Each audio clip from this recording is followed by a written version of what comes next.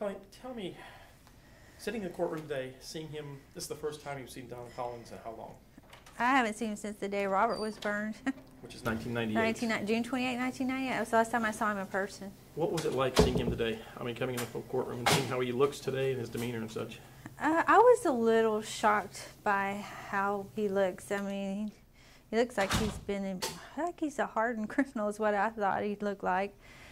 It wasn't as bad as I thought it would be. I thought, oh, if I ever saw him, I might just, want to say something, I don't know what, but just something to him. But no, it was, we tried not to look at him pretty much. What about them having to bring all the, basically rehash everything in courtroom this morning, just, the case from 98, I mean, reliving that all over again, just hearing that again, the confession of his and the documents that were presented and such. Hearing his confession, I heard parts of it back in 1998. I heard just parts of it, and it, when you're in that situation, you wanted so much to just interrupt and say, well, that's not true, or I was there and I know what kind of person he was, but you can't. You have to be quiet. The hardest part to me is just don't say anything. Just sit there and listen. What do you think this thing, I mean, we're looking at possibly a year or two on this thing. I mean, how do you get yourself prepared for something? You've dealt with this with your son since 98. You lost your son, and then how do you deal with this now for another year or two, whatever it takes in this court hearings? Well, we're determined. We're determined to see it through. We said that from the very beginning. Every time he turns around, there we're going to be, no matter how long it takes. I wish it would have be over by now. We could try to have closure, but it doesn't matter. As long as it takes, we're going to be there. Do you think that's finally bring some closure once it's over with? It will. It will bring some closure. Yeah. What do you think? I mean, for a long time you've just heard this case. Oh, something's going to get done. Something's going to get done. Then all of a sudden here, JD comes up with this thing, and this went off. Just went well. What did you think of that? I mean, the difference from what it was compared to now, the way it was handled. I'm very happy with it now. I am. I'm very happy with how it's going now. I couldn't be more happier. Before it was just kind of just dragging along. Before I thought no one will do anything about it. Nothing's ever going to happen. No, I felt like Robert died feeling as if he didn't matter. That people that should have helped him wouldn't help him. But now I feel like finally, we're going to have closure and it's all going to be good. And one day we'll be able to somewhat put this behind us. We'll never be able to forget Robert or what happened, but we'll move on and have some sort of life. How hard was it over the years with Robbie? I mean, having to deal with his injuries, and I know he was having to deal with all it the whole time too, back and forth to hospitals. Pretty tough. It was beyond hard. It really was. It was hard to be separated from the rest of the family. It was hard not to look at Robert every time he had surgery or physical therapy or whatever, and to not look at him and think, we shouldn't be here. This wasn't an act of God. It wasn't an accident. Someone wanted to be mean, and oh boy, were they. And plus, Robert was a very sweet person that didn't ever deserve anything that happened to him. That was hard. It was hard to watch him suffer. It was hard to watch him suffer and die. That was especially hard. But it was also hard on my other children. I had 2 other children, and they needed me, and I couldn't be there because I was with Robert. Yes. Tell me a little bit about the courtroom today. This is the first time you've seen Don Collins? It's the first time I've seen Don Collins since I think 2000, maybe 99, after he returned to school for 2 days. What the changes? What do you think the changes? And tell me what changes you've seen in the difference. All those tattoos. He looks like a monster. I mean, he's just terrifying looking. What do you think about this trial now? Finally getting this thing up and going? Yeah, it's good that I think Robert's getting the recognition that he deserved. He deserved to have somebody take him seriously and to take what happened to him seriously. You think it's bringing some closure for you too? Yeah, it's really helping with closure because I just want this part of my life behind me. What do you think when you heard? I mean, from the time Robert done it, all of a sudden, hey, they're going to come up and they're actually going to do something with his charges. This is great. I mean, that's all I can think is it's great. It's great for Robert. He's finally, even though he's not with us, he's going to get what he deserves. Tell me some times you remember with Robbie. He was so much fun. If I was having a hard day, he was my ground. The past is the past. You can't hang on to the past. You have to just move forward, focus on your future. So, you know, we did a lot of stuff together, from fishing to board games, just hanging out, music. That was his big thing. He loved music. Yeah. All right. Okay, first of all, your name and title? Yes, my name is J.D. Lambright. I'm the Montgomery County Attorney. I was sworn in on January 1st of this year. Tell me a little bit about this case today with the Robbie Middleton and the Collins case. Well, we were in court today since even though Don Collins is 28 years old now, and this is a case from an offense that happened 15 years ago. Because of Collins being 13 at the time, the case is at this moment still in juvenile court. So we were required to have a juvenile detention hearing today. Don Collins was brought from the San Jacinto County Jail on Monday, this past Monday. So we were required to have a detention hearing. Okay, so tell me then now. Okay, this happened 15 years ago. That's correct. Now, what when you came into office, what kind of give me a rundown when you first came into office, when you saw this case, what you thought about this? Well, I started looking at the case, and I just never really understood why this case wasn't pursued back in the late 90s, you know, after it occurred. And of course, it couldn't have been pursued as the case we're pursuing now. We're pursuing a felony murder case, and at that time, the case would have been an aggravated assault case. But as I started looking at the case, learning about it, I thought this case needs to be thoroughly investigated, and that's when we got our cold case squad with the Montgomery County Sheriff's Department involved. What I mean, it's juvenile, yet district attorney's not involved in it yet. That's correct. At the moment, again, because this offense was committed when Don Collins was a juvenile, he was 13 at the time. The case is still in juvenile court, and so today was the first step, and we'll be back in court again next Monday, but eventually we'll be having what's called a transfer hearing, and that's the petition that I filed in this case 4, 5, 6 weeks ago, asking the court to transfer this case to felony district court, and if we're successful in getting that transfer accomplished, then we'll hand the case over to Brett Ligon in the Montgomery County District Attorney's Office. Now, if the case doesn't transfer, what happens? Unfortunately, if the judge does not transfer the case, it's over. There's nothing left that we can do, so that's the reason we have done such a vigorous and thorough investigation. The cold case detectives have spent about 7, 8 months now investigating this case. They turned over another couple thousand pages today to us. So altogether, we have around 55,000 pages and numerous witnesses. So they have done just an incredible amount of work, and we feel confident that we'll be able to get this case transferred, but the judge is going to make that call. Tell me a little about Don Collins. Well, Don Collins, of course, he was just transported Monday from the San Jacinto County Jail where he was incarcerated. From the time that he committed this offense on the 8-year-old Robbie Middleton, shortly after that, approximately 2 years after that, he was adjudicated for sexually assaulting another boy who just so happened was also 8, and Don Collins was 16 at that time. And as a result of that offense, Don Collins was committed to the Texas Youth Facility, TYC, Texas, you know, essentially kids prison, if you will. And he was sent there, and one of the conditions was that he required to register as a sex offender for the rest of his life. And then since that time, once he's been released, Don now has 2 felony convictions for failing to register as a sex offender, and that's what's now got him in the San Jacinto County Jail again. This will be his 3rd time up on failure to register as a sex offender. That's a 3rd-degree felony, so in San Jacinto County, which we're assisting them on that case, he's facing 2 to 10 years in TDC.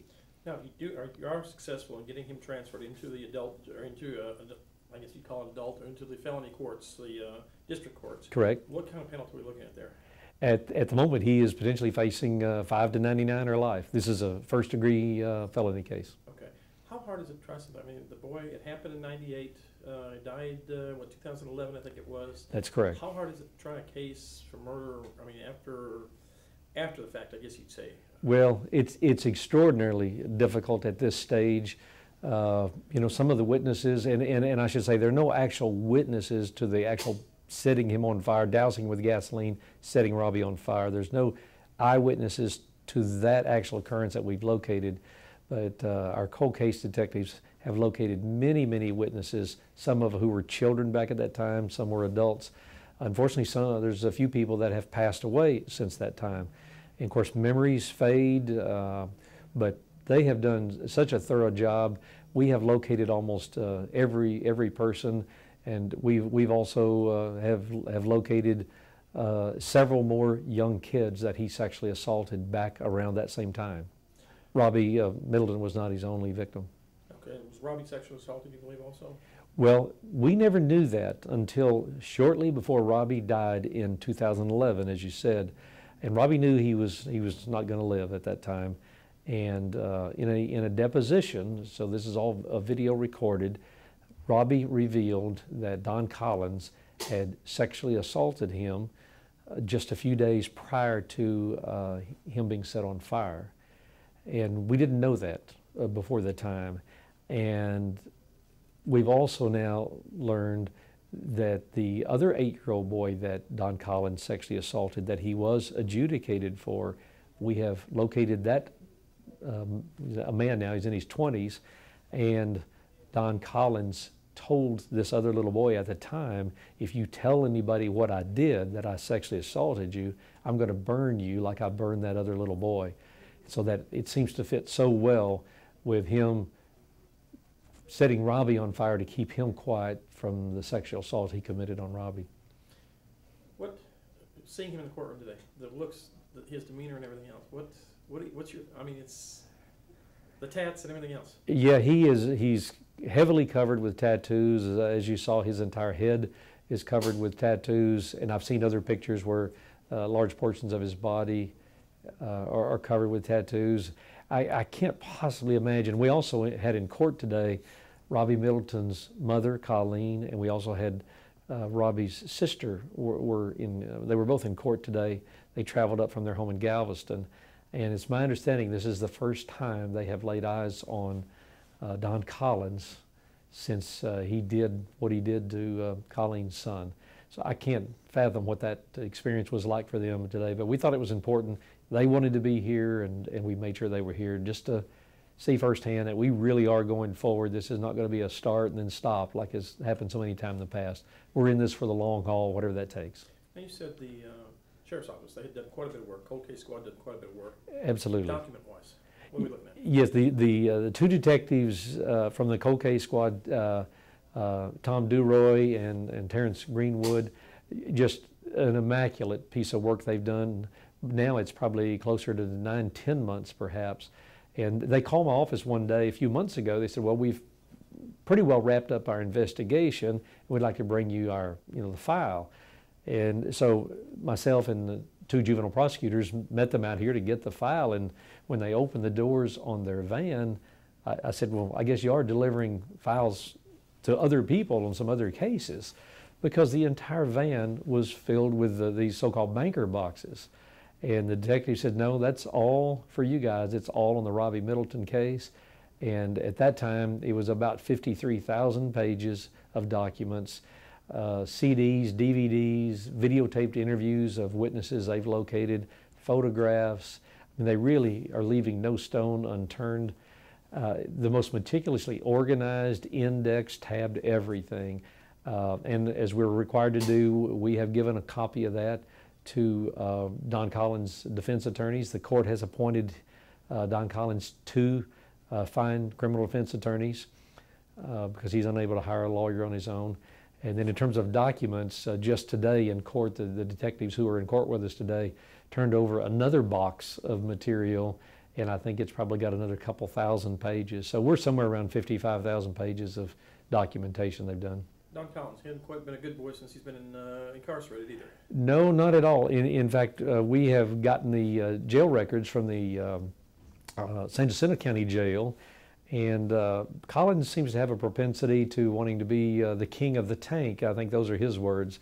So he promptly seems to announce to everyone else in jail that he runs the show there. So that's what his behavior's been like in San Jacinto County Jail.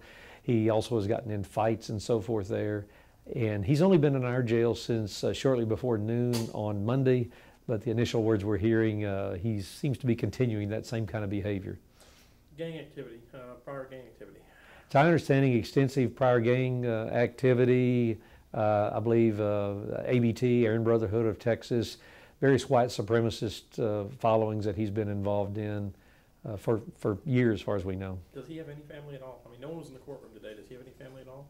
I'm not sure about that. You're exactly right. He had no family or anybody in the courtroom, and we've not heard from anyone. I don't really expect that we would. So I don't know the extent of, in fact, I have a recollection that perhaps one of his parents might be deceased, but I'm not sure about that. All right. Tell me a little about this case that you've got with Donald Collins. Well, Mr. Collins is currently incarcerated in the Montgomery County Jail. He's got $1 million bond that was set by Judge Hamilton today. We will have a detention hearing every 10 days until this case is resolved. Tell me a little bit about these detention hearings, what they involve, and what they're... The judge has to make a determination as to whether or not it would be safe for the community for Mr. Collins to be released back into it. She has the ability to impose conditions, but she was of no such mind to allow that to happen today. Now, these detention hearings, how long will they last? I mean, how many, basically every 10 working days, but how long will they last? I believe the hearings will get shorter and shorter as time goes by once the judge becomes more familiar with the case, but I think in the history of Montgomery County, the detention hearing we had today was the longest it's ever been had. Okay. What about as far as what happens, I mean, after these detention hearings, as far as the transfer from him the juvenile to him as an adult? Well, he's being addressed not as a juvenile respondent, but merely as a respondent, and he's being housed in the adult Montgomery County Jail and not being held, obviously, in the juvenile detention center. How hard is it to try a case like this? I mean, this happened in '98. You've got a lot of witnesses are gone. Some are even dead by now. Have to find a lot of them. And I mean, you've got, what, 15 cases of documents, 50,000 pages back there. Well, the case is going to be very difficult to try, and it's going to be very hard for Mr. Collins to get a fair trial. And of course, we don't know if he can even get a fair trial based on the community conscience that revolves around this case regarding Mr. Collins. So we will definitely look into the possibility of transferring this case out of Montgomery County in order for Mr. Collins to get a fair trial, which is the paramount concern at this point. Tell me about the documents. I mean, you've got just hundreds of documents back there. Well, the government, the police, they've had about a 2-year head start on this, and of course they worked the case initially. So the documents have been in my possession for all of 7 days. So at this point, I can't even tell you what all is in the boxes. Tell me how many boxes and how many pages you estimate there are in there. There's more than 50,000. I believe there's about 53,000 that came over in 12 to 14 banker boxes, in addition to probably more than 20 volumes of 3-ring binders with about 60 CDs. So it's going to take a long time to get through the information. What do you, feeling like this, I mean, have you ever handled a trial with this many documents before? This is a huge document case. And no, there's not been one that has been this paper intensive. What's it take to do something like this? I mean, how do you do this yourself? I mean, you've got to get some help. There's no way you do it yourself. You've got help coming on, something like that, or how do you do something like this? I'm the lead attorney, and I'll be trying the case with co-counsel, who's Mr. Gerald Crow. How do you prepare for something like this with this many documents? You sit at a table and you get a comfortable chair and you go through every single one of them. CDs and everything. You have to look at every piece of evidence. Something like this, a trial like this, how long could something like this actually last with this many documents involved in it? And this, how long could something actually looking at down the road? I think it will take 12 to 16 months to even get through everything, as well as interview the 60 people that the government has already interviewed before we could even be ready for trial. And once trial gets going, what your feeling be on that? I would estimate the trial to last at least 3 weeks. Fairly lengthy then. Now, he was a juvenile when this happened. Kind of explain a little bit the law from juvenile to adult. Why the process right now? Well, that's probably one of the most interesting parts of the case, is that he was 13 years old at the time that this offense occurred. Of course, we're still contesting that he had any involvement with it whatsoever, but at that point, at the age of 13 and the law as it existed at that time, he was not eligible to be transferred or to be tried as an adult. So now the government is trying to come back under a different charge, the charge of murder, and do a transfer hearing. But the law applies from when he was 13. we will be contesting and litigating this new area of law at every step. The appeals process on something like, if you'd end up with a conviction on something like this, an appeal most likely would, this could be years with something like that even, couldn't it? If there ever is a negative finding for my client, if he is found guilty of murder, notice of appeal will be filed immediately, and the appeal will take longer than it took to prepare the case for trial and try the case. Now, he's in jail for other charges also? Are you representing him on those charges also or not? I had the opportunity to meet Mr. Collins in the San Jacinto County Jail, where he was being held on another adult charge. But as he is here in the Montgomery County Jail, he is only being held in our jail under the charge of murder. Now, what will happen in the San Jacinto County case? Are they get back and forth with something like that, or how do they work something like this? My understanding, based on agreements between the district attorney's offices, is that after Mr. Collins is tried here, he will be transferred back to San Jacinto County to stand trial for his offense there. How long can he actually be held here before trial? Is there any length of time or any limitations? We have a Speedy Trial Act in Texas, but if we're preparing the case, we'll get him tried as quickly as we can, as long as it's a fair process. All right.